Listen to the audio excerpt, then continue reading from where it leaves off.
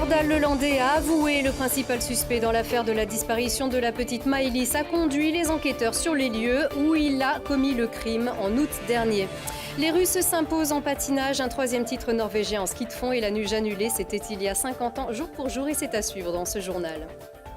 Bonsoir à tous, bienvenue dans votre édition de ce mercredi 14 février 2018. Nordal Lelandais a donc avoué, près de 6 mois après la disparition de la petite Maëlys lors d'un mariage à Pont-de-Beauvoisin, le principal suspect a conduit les enquêteurs là où se trouvait le corps de la fillette. Ce matin, il s'était confié à sa demande au juge d'instruction alors qu'on a appris que des traces infimes de sang avaient été retrouvées dans le coffre de sa voiture. Extrait de sa cellule, il a été conduit au palais de justice avant de rejoindre la gendarmerie de Pont-de-Beauvoisin. Le convoi où se trouvait son avocat, maître Jakubowicz, et le procureur de la République, Jean-Yves Coquillat, s'est ensuite dirigé vers le domicile de la famille Lelandais à Domessin, en Savoie. Nordal Lelandais les a conduits ensuite sur les hauteurs de Saint-Front, où une partie du corps a été retrouvée. Mathias Arès, bonsoir. Vous vous trouvez à Pont-de-Beauvoisin, où une conférence de presse a été donnée et vient de se terminer. Qu'a-t-on appris ce soir ? Bonsoir Lucille, tout à fait. Je sors à peine du salon de la mairie où se tenait la conférence de presse.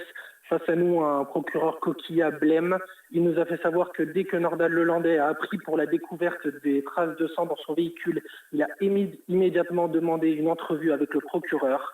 Il a déclaré avoir tué Maëlys involontairement, sans vouloir apporter plus de précision pour le moment. Nordal Lelandais aurait ensuite déposé le corps à proximité de son domicile sur la commune de Domessin avant de retourner au mariage. Il a plus tard dans la soirée repris la route pour abandonner le corps en Chartreuse. Son avocat, maître Jakubowicz, a ensuite pris la parole pour nous indiquer que le corps vient d'être retrouvé par les brigades cynophiles. Maître Jakubowicz a parlé de son client comme d'un homme anéanti qui n'a cherché qu'à coopérer tout au long de la journée en donnant des indications précises aux gendarmes.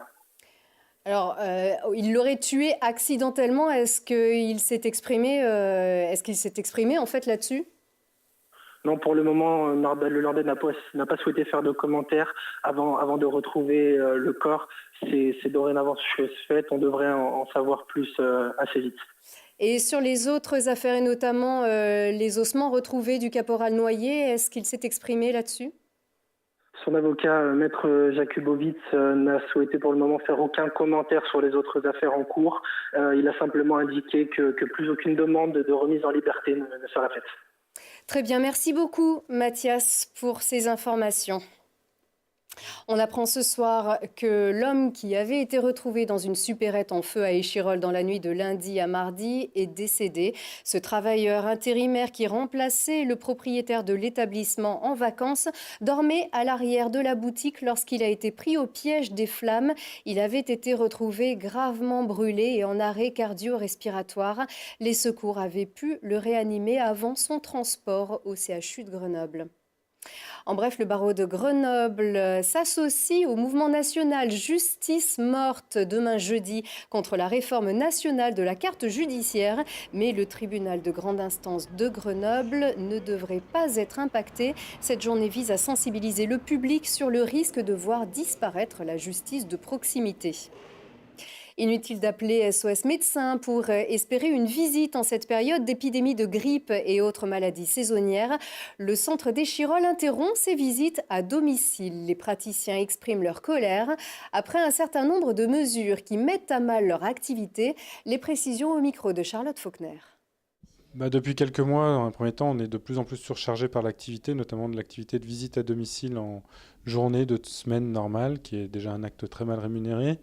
Et dans le même temps, on a appris le désengagement de certaines formes de financement de cette activité, notamment une défiscalisation et une prime touchée par la Caisse nationale d'assurance maladie. C'est un peu technique, mais en gros, ça représente environ 10 à 15% de nos revenus, ce qui met à mal notre modèle économique et surtout qu'il y a une non-reconnaissance du travail qu'on fournit au quotidien, avec une organisation où on se prive de consultations, entre guillemets, qui sont un peu plus rémunératrices, pour pouvoir aller sur le terrain. 2 tiers de notre temps, on le passe en visite à domicile, et 1 tiers de notre temps en train de faire des consultations.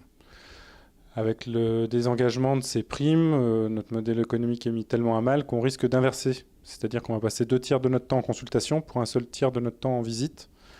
Et ça, on ne le souhaite pas, parce que c'est la mort prochaine et certaine de la visite à domicile, qui, à notre sens, est notre cœur de métier. Mais ces nouvelles mesures vont mettre complètement à mal le système et on pense que pour défendre la population, notamment de l'agglomération grenobloise, on a besoin de faire cette action pour que les gens prennent conscience. Quand je parle des gens, c'est la population, mais aussi nos institutions de tutelle. Et ce mouvement durera aussi longtemps que possible, précise SOS Médecins.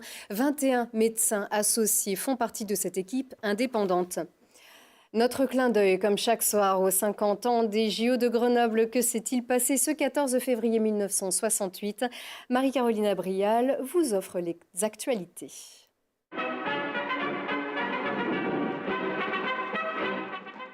Chers téléspectateurs, chères téléspectatrices, bonsoir. Le titre de champion olympique de danse sur glace a été attribué aujourd'hui à Ludmila Blusova et Oleg Protopopov. Ils avaient déjà obtenu l'or à Innsbruck il y a 4 ans. C'est un véritable ravissement pour les yeux que les patineurs soviétiques ont convié les 13 000 spectateurs du stade de glace, mais aussi les millions de téléspectateurs des différents organismes audiovisuels qui retransmettaient l'événement.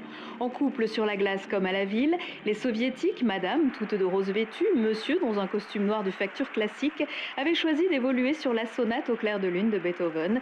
Ils ont su montrer un synchronisme parfait. Oleg Protopopov a même confié en conférence de presse que son cœur et son pouls battaient au même rythme que ceux de sa partenaire.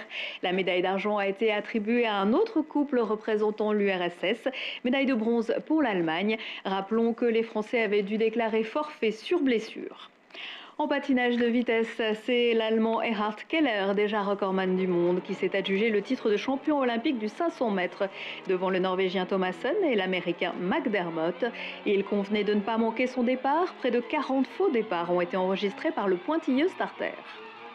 À outrance et sous une pluie fine et une température au-dessous de 0 degré, que la Norvège s'est attribuée la médaille d'or du 4 x 10 km en ski de fond devant la Suède et la Finlande.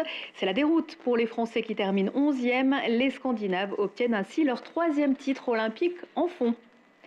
C'est une luge qui ne s'adresse pas vraiment à nos chères têtes blondes et ce n'est peut-être pas un mal si les compétitions ont dû être annulées aujourd'hui à Villard-de-Lans, tant les compétiteurs risquent leur vie à chaque virage. Quoi qu'il en soit, le réchauffement de la température a empêché de préparer la piste, sans doute un phénomène climatique de courte durée. Les épreuves de ski alpin reprendront, elles, jeudi. Nous suivrons avec attention le slalom géant dames et peut-être une nouvelle médaille pour la Française Marielle Guetschel. Merci de votre attention et bonne fête à tous les amoureux. Dans un instant, la suite de vos programmes. Et ce mercredi sur Télé Grenoble, si on parlait spécial JO de 68, avec un nouveau film du vidéaste officiel Jacques Lesage, 3 roses, 5 anneaux sur la ville de Grenoble à quelques semaines des Jeux Olympiques de 1968. C'est à voir à 19h15, 20h15 et 23h15 sur Télé Grenoble avec des images que vous n'avez sans doute jamais vues de votre ville.